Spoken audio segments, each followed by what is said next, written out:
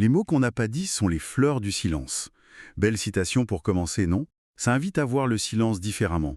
Oui, pas juste comme un vide, mais comme un espace plein de potentiel. C'est exactement ça qu'on explore aujourd'hui. Cette richesse cachée du silence en s'appuyant sur, différentes approches, méditation, thérapie, communication aussi.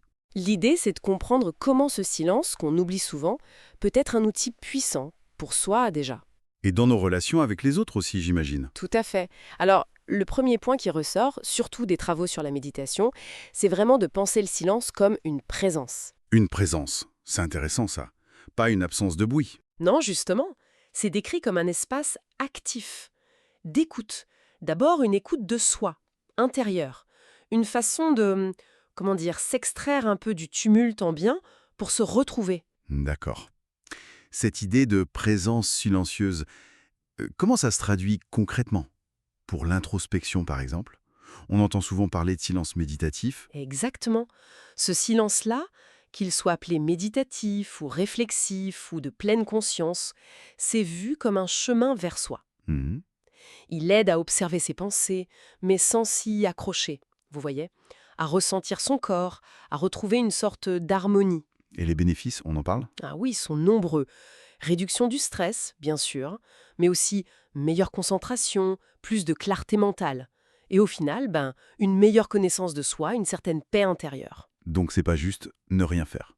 C'est actif. C'est ça, c'est créer activement un espace pour que l'essentiel puisse émerger. Ok. Un outil puissant pour soi, donc. Mais ça ne s'arrête pas là, j'imagine. Son rôle dans l'interaction, en thérapie notamment, ça doit être une autre dimension. Tout à fait. Là, le silence change un peu de nature. Il devient une composante active de la relation elle-même. Il n'est plus seulement tourné vers l'intérieur. Il crée un espace entre les personnes. Voilà. En thérapie, c'est très net. Il donne aux patients le temps nécessaire pour ressentir une émotion forte, pour l'intégrer. On parle de silence émotionnel. D'accord. Ou alors, le temps de chercher le mot juste pour exprimer quelque chose de complexe. Ça, c'est le silence expressif. C'est un espace où la parole peut mûrir en quelque sorte. C'est fascinant.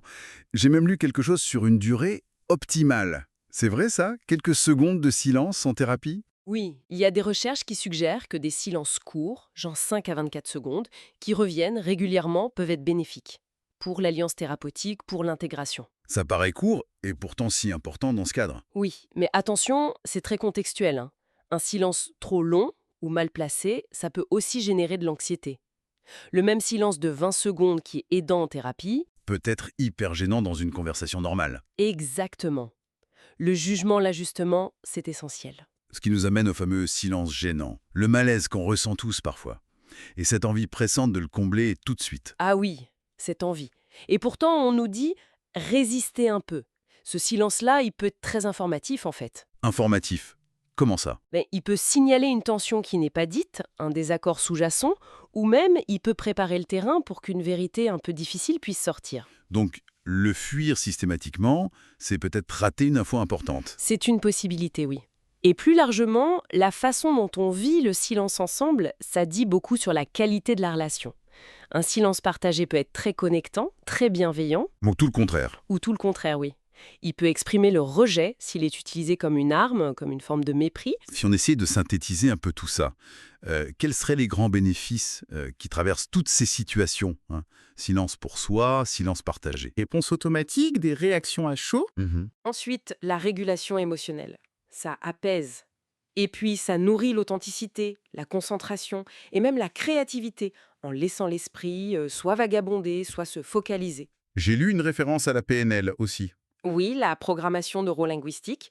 L'idée, c'est que le silence serait un moment clé pour le cerveau, pour vraiment intégrer, ancrer les nouvelles prises de conscience.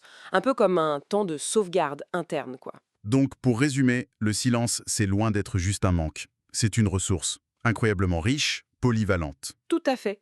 Un outil pour l'introspection, oui, mais aussi un langage subtil, puissant dans nos relations. C'est une excellente synthèse. Le silence, c'est moins une absence qu'une autre forme de présence, en fait, pleine de potentiel. Exactement. Et tout ça, ça nous laisse avec une question peut-être pour chacun. Dans nos vies souvent très remplies, très bruyantes, quelle place on fait vraiment à ce silence? Hmm. Et si apprendre à vraiment écouter le silence, le nôtre, celui des autres, celui du monde autour, si c'était ça la clé pour entendre différemment, plus profondément. Ce qui parfois a du mal à se dire avec des mots.